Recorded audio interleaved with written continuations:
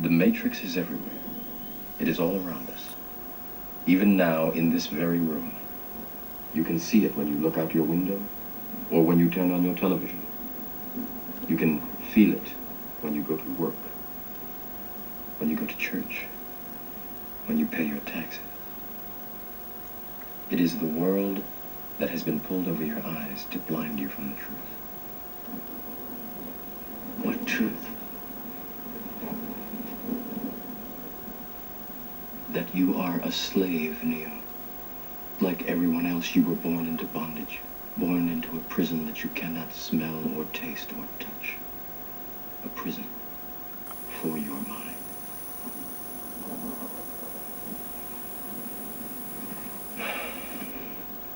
Unfortunately, no one can be told what the Matrix is. You have to see it for yourself.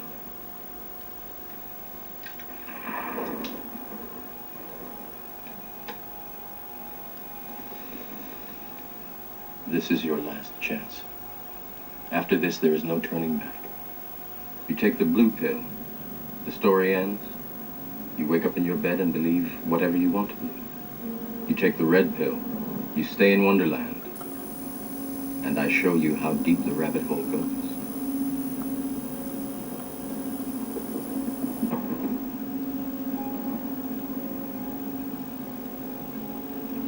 Remember, all I'm offering is the truth, nothing more.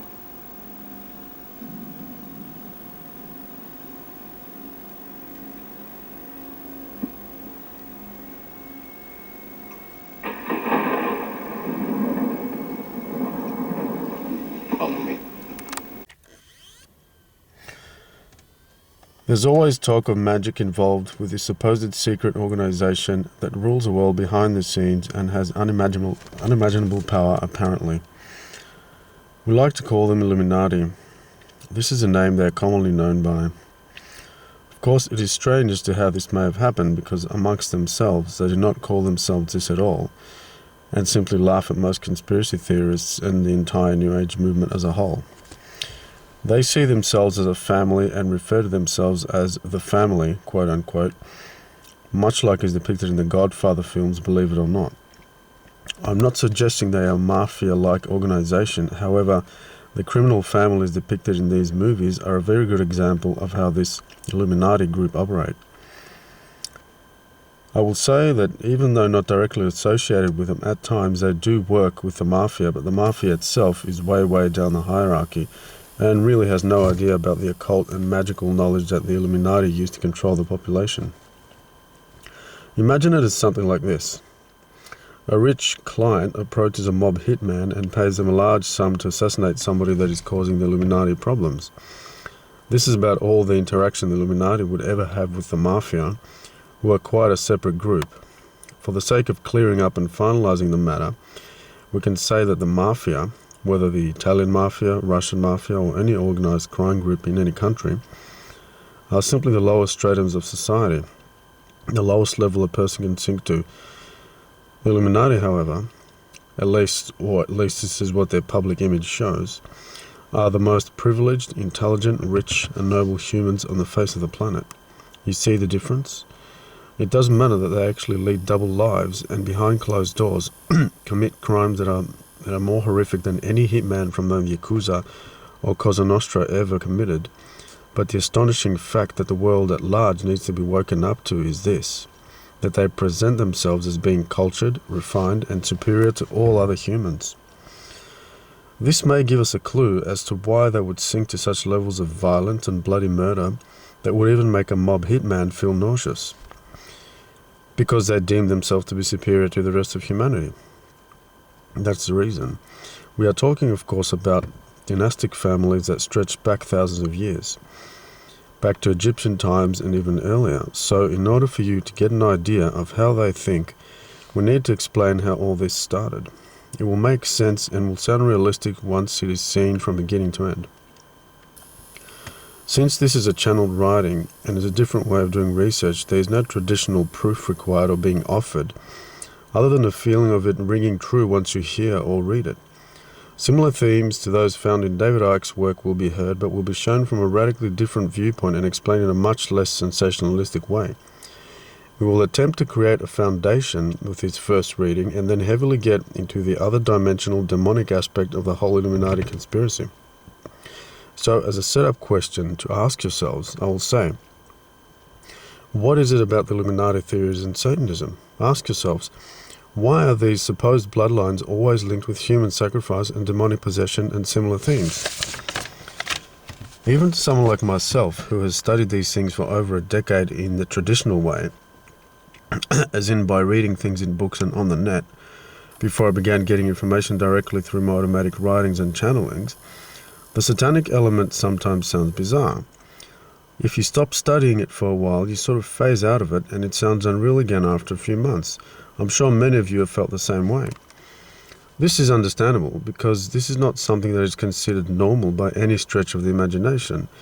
These people have taken every possible precaution to keep this knowledge from the public, so of course it would seem like something out of a horror film to the vast majority. Okay, so if you may for a while, try to suspend all disbelief until you hear me out, and then think it over again in a few days. Let the information sink in first, whatever it may be, and then try to see if it adds up or not. Like I've said earlier, it is a channeled communication done via automatic writing, so I can't offer proof in the traditional sense. There are other people that have connected the quote-unquote real-world dots in this saga. Read some David Icke or listen to some Arizona Wilder if you want insider info. My job is to take off from where Icke has led us and to go even deeper down the rabbit hole entirely on a psychic basis. Even though I am very detective-like in my thinking and could well have done research in the traditional sense, what has happened with me is that due to extensive meditation, I've become able to receive astounding information directly from the higher self, which, upon examination, appears to always fit in with what the researchers say anyway. Whether you believe in channelers or not is not the point. What matters is, does the information hold up to scrutiny? Perhaps we could say that I am researching in reverse order. I am giving you the info and then, if you like, and this is highly recommended in fact, you can do your own detective work to work out if it fits in with what is actually happening in the world. I guess we could say that the world is running out of time, so there is an ever-increasing amount of people like me emerging that will be coming up with true information spontaneously, because the days of having people like the extremely brave David Icke go through the odyssey that he did are almost over. The world at large is becoming psychic, and very soon, sooner than anyone may imagine, the majority of people will be able to just know these things. We will know when people are lying to us. We will know if the person we just met is genuine or not. We will know if that particular politician is fake or not, etc., etc. So I am just the start of a very long line of similar characters that will come out of nowhere with mind-bending information that they just summoned from out of thin air, and people will know it resonates with the truth. We are fast approaching an era that will not necessarily require traditional means of proving theories and claims. People will just intuitively, quote-unquote, know if what a person is claiming is true or not. And as a side note, even though Icke's style of presenting the reptilian/satanic idea is sensational and radical in the extreme, there's a surprising amount of people that take him deadly serious. This is because people know in their gut that something like this is really going on, no matter how Icke or whoever else presents it. But to finish up on this introduction, all I can say is that channeled information, if genuine, is the most powerful information that can ever be gained by a person because it comes directly from the source whence all knowledge comes from. I've noticed that every time I've written an automatic writing or recorded a channeling session of mine, it is unlike my usual writing style or speaking style. For example, I use words that I never use when I normally talk or write. There seems to be a vocabulary there that I never knew I had, and the whole thing always flows so logically in a way that isn't ordinary. One could assume that since I have studied all these themes for around 10 years, that it could be my subconscious just regurgitating all this info, making it look like it's channeled. I did wonder this because I am my own biggest critic actually, But it didn't take long to disregard this idea, because I was coming up with extra information that I had never read about or even thought of before. I could go on forever trying to make my case about the veracity of the channel materials, but if I overdo it, I'll look suspect in the end, aside from simply being a time waster. So all I can say is, suspend judgment until you hear everything, and then, once you've digested it, look at it a few days later. That's when you'll figure out that it all gelled somehow.